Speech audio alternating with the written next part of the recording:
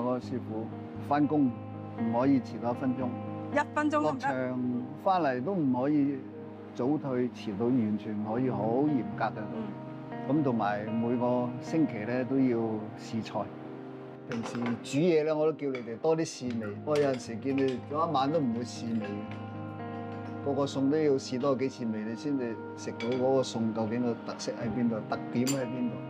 嗰個雞因為早排做咧，淨係落葱，咁今日我叫阿清又加咗韭菜、薑肉，咁啊韭菜同葱搭住咧，嗰個味係濃好多。西洋雞好多葱咯，夠葱。嗱呢個特色就係要將啲葱要冚住晒隻雞嘅，要睇唔到隻雞嘅。我最期待嘅楊枝甘露啊，志哥，呢個都係你原創嘅。係啊，呢個都好多年歷史啊。同埋哇，你睇下足料度，完全係唔同嘅。你俾啲意見啦嚇。好。佢嗰個酸甜度係啱啱好啊。係啊，因為你做每一道餸都好啦，你都要將佢平衡嘅。你太酸唔得，太甜唔得，淡口又唔得。咁我哋濃要香，酸要甜，要平衡啦，即係幾種嘢都要平衡佢，咁你先至一個好嘅食物嚟噶嘛。係啊。嗱，試完呢一個楊枝甘露，志哥，其實我都好心急想試你嗰個蛋菜式啊。係啊，嗰個蛋菜式好特別㗎，我保證你未食過咁靚嘅蛋。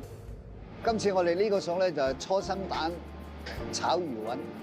咁我哋用嘅初生蛋咧就係60日至70日，即係嗰啲雞咧第一脫蛋，通常都係60日後到70日之間嗰段時間生嘅蛋，嗰啲就叫初生蛋啦。咁你去到120日嗰啲就唔係㗎啦。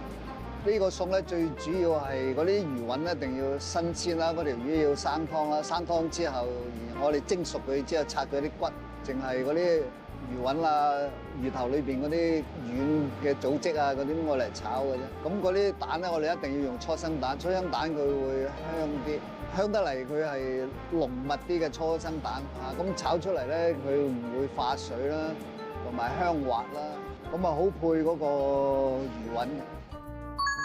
呢個咧真係滑對滑啊！炒個滑蛋又要好滑啦，魚雲又一定會好滑啦。因為咧，如果魚雲做得唔好咧，係好容易會腥。但係呢一個係完全冇呢個問題，佢炒得好滑啊！